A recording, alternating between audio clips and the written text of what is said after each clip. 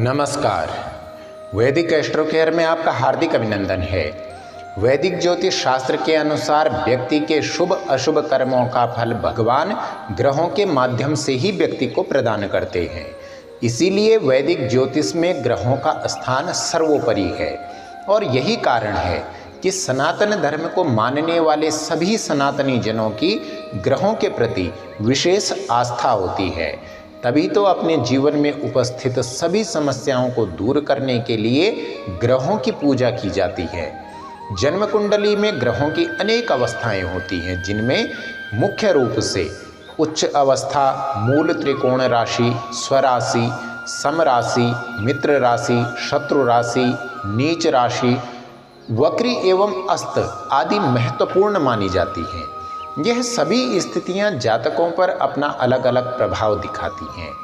आज हम विशेष रूप से अस्त ग्रहों के प्रभाव के बारे में चर्चा करेंगे। अतः आप विषय को समझने हेतु वीडियो को पूरा अवश्य देखें एवं साथ ही वैदिक एस्ट्रो केयर चैनल को सब्सक्राइब कर नए वीडियो के नोटिफिकेशन की जानकारी के लिए बेल आइकन दबाकर ऑल सेलेक्ट अवश्य करें। वैदिक ज्योतिष शास्त्र के अनुसार किसी भी जातक की जन्म कुंडली का विश्लेषण करने में अस्त ग्रहों का अध्ययन करना परम आवश्यक होता है, क्योंकि यदि इनका विचार ना किया जाए तो कुंडली में ग्रहों के फल कथन में चूक होना भी संभव है।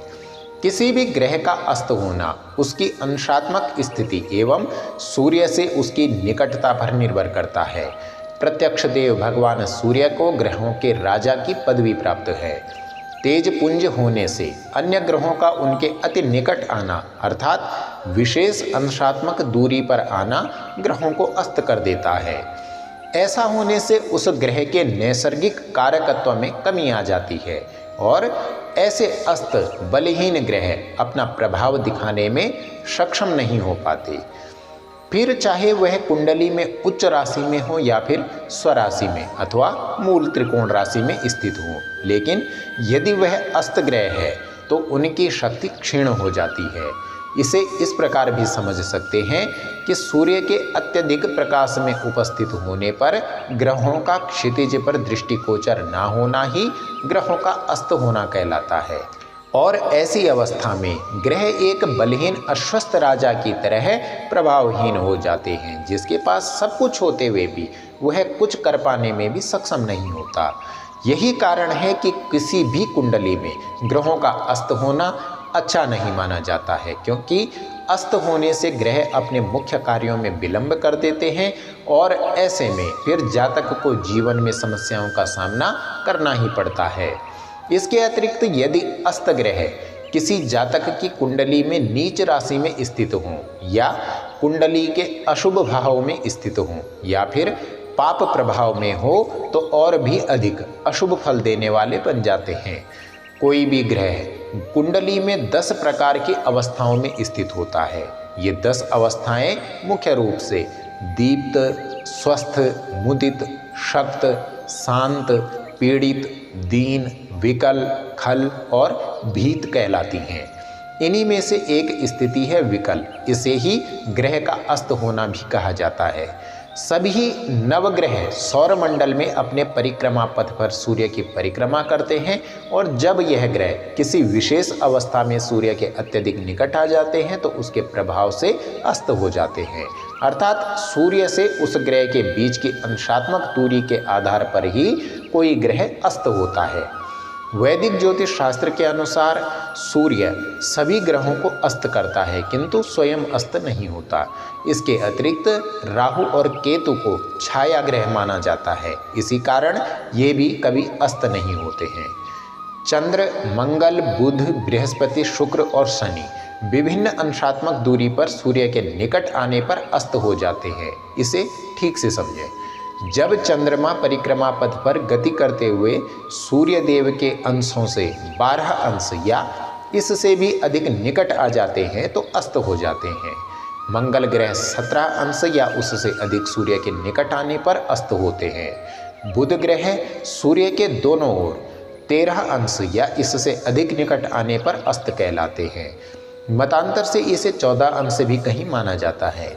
यदि बुध ग्रह अपनी वक्री अवस्था में स्थित होते हैं तो सूर्य से 12 अंश या उससे अधिक निकट आने पर भी वे अस्त हो जाते हैं। बृहस्पति ग्रह सूर्य के दोनों ओर 11 अंश की अंशात्मक दूरी या उससे अधिक निकट आने पर अस्त होते हैं। शुक्र ग्रह सूर्य के दोनों ओर 10 अंशों या उससे अधिक निकट आते हैं तो अस्त हो जाते हैं। यदि शुक्र ग्रह वक्री अवस्था में होते हैं तो 8 अंश या इससे अधिक निकट आने पर भी अस्त कहलाते हैं। सूर्य से 15 अंश दोनों ओर या उससे अधिक निकट आने पर शनिदेव अस्त हो जाते हैं। अपनी कक्षा के अनुरूप यदि बुध ग्रह की स्थिति को देखा जाए तो वह सामान्यतः अस्त स्थिति में ही रहते हैं, क्योंकि वह सूर्य के सबसे अधिक निकटवर्ती ग्रह हैं। यही कारण है कि बुध का अस्त होने का दोष भी नहीं माना जाता है और सूर्य और बुध का साथ होना अर्थात सूर्य बुध की युति बुधादित्य योग का निर्माण करती है, जो कि जातक के जीवन में उत्तम ज्ञान और समृद्धि लाती है। यदि चंद्रदेव की बात की जाए तो वास्तव में यह पृथ्वी के उपग्रह हैं और सूर्य से इनकी अंशात्मक दूरी पूर्णिमा के उपरांत कम होने लगती है और अमावस्या के समय चंद्रमा और सूर्य लगभग एक समान अंशों पर स्थित होते हैं। यही कारण है कि चंद्रमा सूर्य से 12 अंशों से कम दूर हो तो अस्त होते हैं, लेकिन इससे अधिक अंशों पर होने पर भी चंद्रमा को शुभ नहीं माना जाता है। कम से कम चंद्रमा सूर्य से 70 अंशात्मक दूरी पर हो तभी चंद्रमा को बलि समझना चाहिए, जिससे कि वे प्रभावित ना हो, क्योंकि चंद्रदेव सूर्य के जितने निकट होंगे उनकी कलाएं उतनी ही कम होंगी और उनका नकारात्मक प्रभाव बढ़ जाएगा। इस प्रकार किसी भी जातक की कुंडली में यह देखा जाता है कि कोई ग्रह उसकी कुंडली में अस्त अवस्था में है या नहीं, और इसी के आधार पर उस ग्रह का फल कथन भी किया जाता है। वास्तव में जो ग्रह सूर्य से न्यूनतम अंशों में अस्त होगा उसी अनुपात में उसको अस्त होने का दोष लगेगा, अर्थात उसी के अनुसार उसके फल देने की क्षमता प्रभावित होगी। जातक के जीवन पर जन्म कुंडली में अस्त ग्रहों का बड़ा गहरा प्रभाव देखने को मिलता है, विशेष रूप से जब आपको किसी ग्रह से बहुत अधिक अच्छे फलों की उम्मीद हो और यदि वह कुंडली में अस्त अवस्था में है तो वह अपने मुख्य कार्यों में विलंब कर देता है और जिस कारकत्व के लिए वह जाना जाता है उस कारकत्व के फलों में भी वह कमी कर देता है, जिससे जातक उसके मुख्य फलों से वंचित रह जाते हैं और जीवन में उनके समस्याएं बढ़ जाती हैं। वैदिक ज्योतिष शास्त्र के अनुसार त्रीणि अस्ते भवे जड़वत, अर्थात जब किसी व्यक्ति की जन्म कुंडली में 3 ग्रह अस्त अवस्था में आ जाते हैं तो ऐसा व्यक्ति जड़वत हो जाता है, अर्थात जीवन में उसके स्थिरता आ जाती है और उसके कार्य में शिथिलता आने से ग्रहों की निर्बलता के कारण समस्याएं आने लगती हैं। उसकी कुंडली के अस्त ग्रह अपने नैसर्गिक गुणों को भी खो देते हैं और अच्छे फल देने में अक्षम हो जाते हैं। जब भी कोई ग्रह अस्त होता है तो उसके मुख्य गुण अर्थात उसके नैसर्गिक गुणों का ह्रास होता है और उनमें कमी आ जाती है।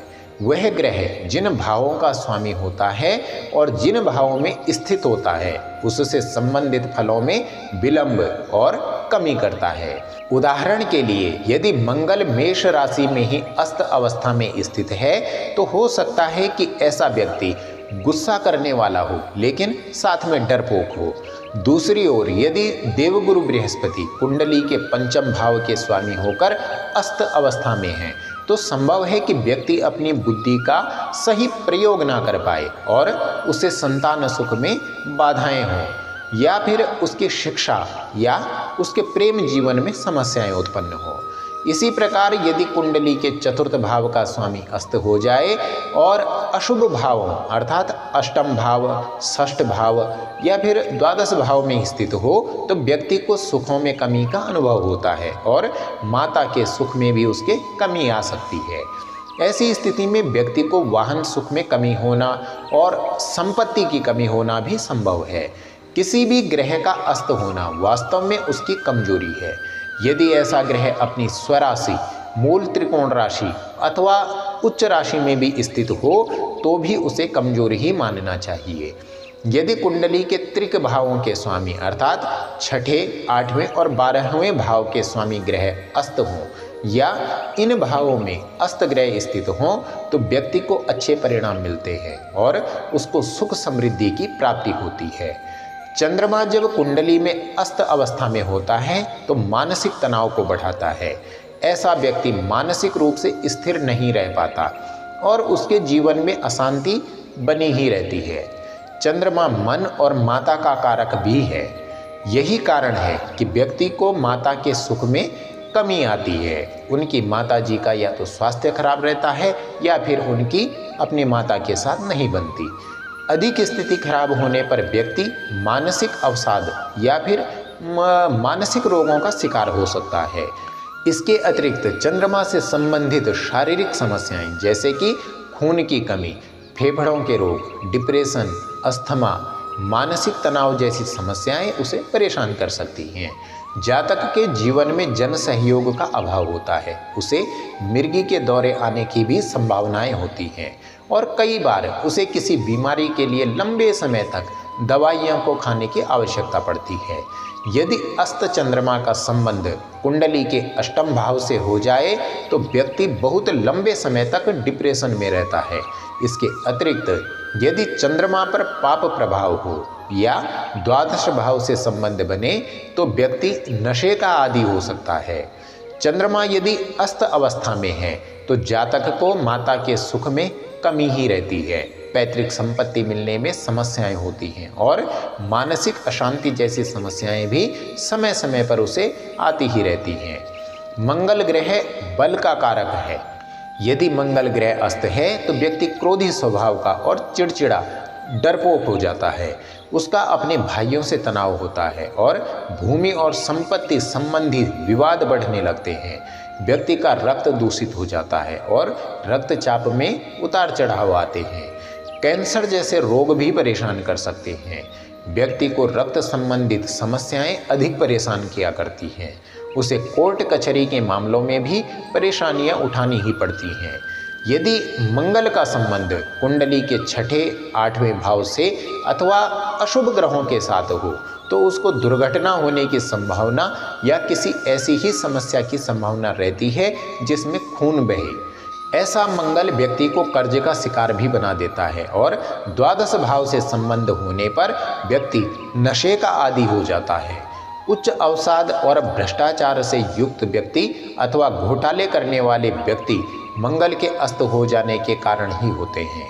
यदि ऐसे मंगल का संबंध राहु और केतु से भी हो तो व्यक्ति किसी मुकदमे में भी पड़ सकता है और उसको नुकसान उठाना पड़ता है। बुध ग्रह को वाणी और व्यापार का कारक कहा जाता है। यदि कुंडली में बुध ग्रह अस्त हो तो व्यक्ति बुद्धि का काम सही प्रकार से नहीं कर पाता या फिर आवश्यक समय पर बुद्धि काम ही नहीं आती है। वह बातों को अच्छे से याद नहीं रख पाता है। उसको वाणी दोष होता है और गले में उसके खराबी भी हो सकती है। ऐसा जातक विश्वास की कमी से जूझता है और शरीर में त्वचा संबंधी समस्याएं, चर्म रोग, गले के रोग, श्वास रोग होने की संभावनाएं उसके रहती ही है। यही बुध द्वादश भाव से संबंध होने पर भी व्यसनी बना देता है। यदि अस्त बुध का संबंध मंगल के साथ हो या किसी अशुभ ग्रह का प्रभाव हो तो जातक को मानसिक अवसाद की शिकायत या किसी अपने प्रिय की मृत्यु के समाचार को सहन करना पड़ सकता है। बुध के अस्त होने की स्थिति में व्यक्ति को धोखा मिल सकता है और इस वजह से वह मानसिक अशांति का शिकार होता है। बृहस्पति ग्रह एक अत्यंत शुभ ग्रह है। यदि यह ग्रह अस्त हो जाए तो अपने शुभ प्रभावों में कमी कर देता है। व्यक्ति का मन पूजा पाठ में नहीं लगता है। व्यक्ति को धन, विवाह और संतान से संबंधित समाचार मिलने में समस्या होती है। विवाह में विलंब होता है, संतान होने में कष्ट होता है या संतान को समस्याएं रहती हैं। परिवार के बुजुर्ग सदस्यों को समस्याएं रहती हैं और व्यक्ति को ज्ञान प्राप्ति के मार्ग में भी बाधाएं ही आती हैं। ऐसा व्यक्ति नास्तिक भी हो सकता है। गुरु बृहस्पति के अस्त होने पर व्यक्ति को आमाशय के रोग, टाइफाइड बुखार, साइनस की समस्या, मधुमेह का रोग, इस प्रकार की समस्याएं पैदा हो सकती हैं।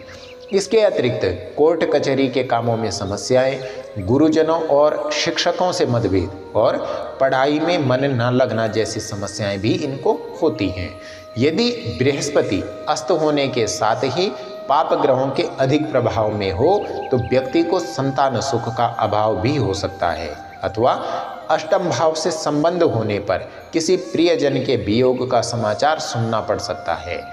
यदि यही बृहस्पति द्वादश भाव से संबंध बनाए तो व्यक्ति अनैतिक संबंधों का शिकार हो सकता है और मानहानि भी उठानी पड़ती है। शुक्र ग्रह को काम और भोग तथा भौतिक सुख का कारक माना जाता है। यदि जन्म कुंडली में शुक्र ग्रह अस्त अवस्था में है तो ऐसे व्यक्ति को विवाह में समस्याओं का सामना करना ही पड़ता है। यदि वह जातक कोई महिला है तो उसे गर्भाशय का रोग हो सकता है या स्त्री रोग जैसी समस्याएं हो सकती हैं। अस्त शुक्र ग्रह स्थिति व्यक्ति को जननांगों के रोग या यौन रोग भी प्रदान कर सकते हैं। ऐसा व्यक्ति चरित्रहीन हो सकता है। उसको गुर्दों के रोग, आँखों की समस्याएं, मूत्राशय के रोग और त्वचा संबंधित समस्याएं भी हो सकती हैं। यदि शुक्र का संबंध राहु अथवा केतु से हो तो वह व्यक्ति के मान सम्मान को हिला देता है। इसके अतिरिक्त कुंडली के छठे या आठवें भाव से संबंध होने पर व्यक्ति को बड़े रोग हो जाते हैं। यदि व्यक्ति विवाहित है तो जीवन साथी को भी स्वास्थ्य कष्ट काफ़ी परेशान कर सकते हैं। यदि शुक्र का संबंध अस्त अवस्था में अष्टम भाव से हो जाए तो दाम्पत्य जीवन में समस्याएं आने लगती हैं और द्वादश भाव से संबंध होने पर व्यक्ति विभिन्न प्रकार के व्यसनों में पड़ सकता है तथा जीवन में सुख सुविधाओं से वंचित हो सकता है। शनि ग्रह कर्म फलदाता माने जाते हैं। यदि कुंडली में शनिदेव अस्त अवस्था में हो तो जातक को अपने कर्म में समस्याएं आती हैं। वह जहाँ भी नौकरी या व्यापार करता है वहाँ उसे परेशानियाँ उठानी पड़ती हैं। वरिष्ठ अधिकारियों या समाज के गणमान्य लोगों से तालमेल नहीं बैठ पाता और उनसे अनबन हो जाती है। सामाजिक प्रतिष्ठा में कमी आती है और कई बार व्यक्ति नशीली वस्तुओं के सेवन में लग जाता है। शनि के अस्त होने पर व्यक्ति को पैरों में दर्द, जोड़ों में दर्द, कमर दर्द अथवा स्नायु तंत्र के रोग परेशान कर सकते हैं। यदि ऐसा शनि छठे भाव के स्वामी के साथ संबंध बनाए तो रीढ़ की हड्डी में समस्याएं दे सकता है या फिर जोड़ों के दर्द भी हो सकते हैं। यदि शनि का प्रभाव अष्टम के स्वामी के साथ हो जाए या फिर अष्टम भाव से हो जाए तो व्यक्ति का रोजगार भी जा सकता है और द्वादश भाव से ऐसे शनि का संबंध होने पर व्यक्ति किसी गंभीर बीमारी का शिकार हो जाता है और उसको मानसिक अशांति घेर लेती है। उसे अपने जीवन में सफलता पाने के लिए अत्यंत ही कठोर श्रम करना पड़ता है और कई बार नीच प्रवृत्ति के लोगों के साथ उसकी संगति हो जाती है जो बाद में उसके लिए दुखदायी साबित होती है। यदि जो ग्रह अस्त हो रहा है वह सूर्य देव का मित्र है तो कम अशुभ होता है अर्थात कम समस्याएं देता है। यदि जो ग्रह अस्त हो रहा है वह सूर्य देव का मित्र है तो कम अशुभ होता है अर्थात कम समस्याएं देता है। यदि अस्त होने वाला ग्रह सूर्य देव का शत्रु है तो वह और भी अधिक अशुभ हो जाता है और अधिक समस्याएं देने लगता है। किंतु जहां समस्या होती है वहां समाधान भी अवश्य होता है। इसी प्रकार जब कुंडली में कोई ग्रह अस्त होता है तो उसके प्रभाव को अनुकूल बनाने और मजबूत करने के लिए उस ग्रह को अतिरिक्त बल देने की आवश्यकता होती है ताकि वह अपने फलों को मजबूती से प्रदान कर सके और जातक को उसका लाभ मिले। यहाँ पर यह भी देखना आवश्यक होता है कि वह ग्रह उस कुंडली के लिए शुभ ग्रह है अथवा अशुभ। यदि वह अशुभ ग्रह है तो उससे संबंधित जप, पूजन, दान आदि किया जाता है। शुभ फलों की प्राप्ति के लिए ग्रहों के मंत्रों का जाप करना सर्वाधिक उपयुक्त रहता है। जप हेतु बीज मंत्र या वैदिक मंत्रों का प्रयोग किया जा सकता है। प्रत्येक ग्रह के जप हेतु एक निश्चित संख्या निर्धारित होती है, अतः जप संख्या पूर्ण होने पर दशांश हवन, दशांश तर्पण एवं मार्जन भी अवश्य करना चाहिए। इसके अतिरिक्त आप उस ग्रह से संबंधित औषधि से स्नान कर उस ग्रह से संबंधित वस्तुओं का दान कर भी लाभ अर्जित कर सकते हैं। जन्म कुंडली का सशुल्क विश्लेषण करवाने एवं वैदिक विधि द्वारा ग्रह शांति करवाने के लिए आप स्क्रीन पर दिए गए नंबरों के माध्यम से हमसे संपर्क कर सकते हैं। वैदिक एस्ट्रो केयर आपके मंगलमय जीवन हेतु कामना करता है। नमस्कार।